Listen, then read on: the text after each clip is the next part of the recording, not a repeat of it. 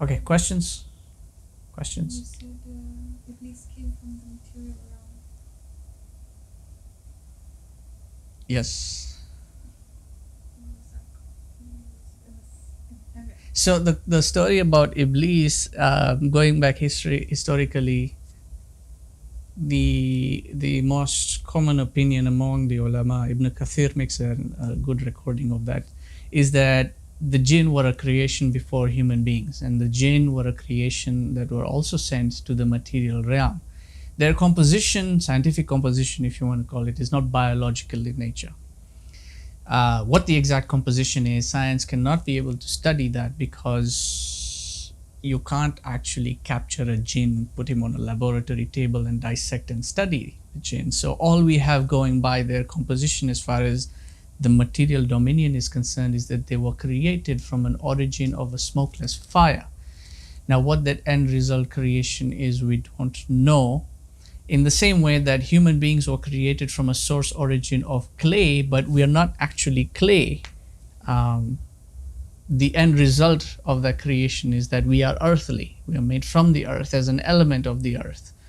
Um, Going back in traditional science, there are four elements of creation: fire, water, earth, and air. So the human being is a primary of earth, and he has the other elements part of his creation as well: heat, the breath of air, and water. And so the jinn were also created of a primary of fire, but they may be a composition of other elements, but not comparative to the biological animal that the human being is. But that does not mean that they are in a spiritual realm. They are in the earthly realm. And this is where the concept of dimensionality comes in, as far as time and dimensionality is concerned, that there are dimensions in the material realm which are kept concealed from human sight. There are different scientific theories as to why that may be. Some are valid, some are pretty much speculative, but this is not an exact science that we can determine from. The history behind Iblis goes that the jinn had reached such an extent of bloodshed and corruption, which is what the angels derive from, that the prior creature that you sent on earth caused a lot of bloodshed and corruption. So the jinn reached such an extent that Allah actually sent an army of angels to just wipe them out completely. They didn't wipe them out completely, but there was a battle that would have taken place in this case between jinn and angels. The theorem goes that one of the angels, and I believe Ibn Kathir mentions Jibril alayhi salam, found this child jinn helpless, and took pity on him. So he took him up into the heavens and asked permission from Allah to have him stay. So Iblis essentially grew up in that environment, in the spiritual realm. Not in paradise per se, or in Jannah, but in the heavens. So jinns were sent here to live before Adam. Before Adam alayhi salam, yes. But we were like, Allah created the heavens and the earth, and then He created Adam. There's no gap between. No, there was a gap, because the Quran then describes the process of creation, which is an entirely different subject matter as far as cosmology is concerned. The process of creation, fi sittati ayyam, takes place in 6 cycles or 6 periods of time, lengthy periods of time, each one with a different stage. And the Quran classifies this 6-day creation process into 3 portions, 3/3. It's in the 3rd portion that actual creation in terms of living beings was brought into the material world.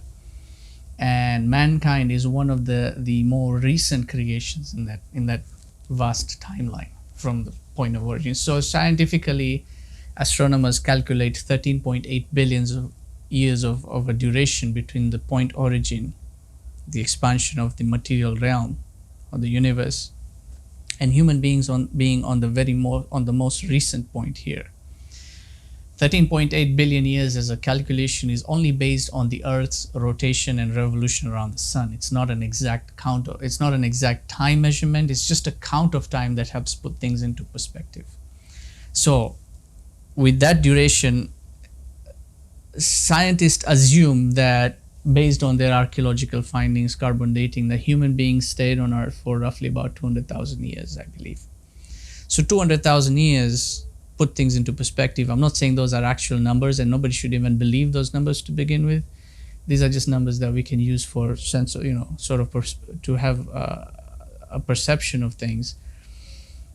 200,000 years in ratio to 13.8 billion years, which is really not a number you can rationalize. 13.8 billion is quite a large number in terms of time. It's you can't really rationalize those many years, but that huge of a gap cannot be without any other creation in between.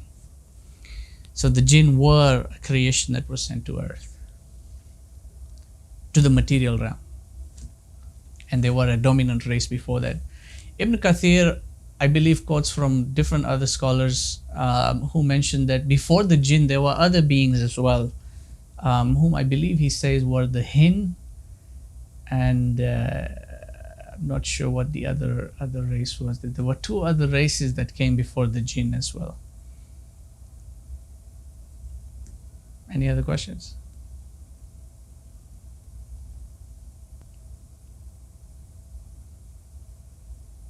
Okay. وآخر الدعوانا أن الحمد لله رب العالمين ربنا تقبل منا إنك أنت السميع العليم وتب علينا يا مولانا إنك أنت التواب الرحيم برحمتك يا أرحم الراحمين. بارك الله فيكم والسلام عليكم ورحمة الله وبركاته.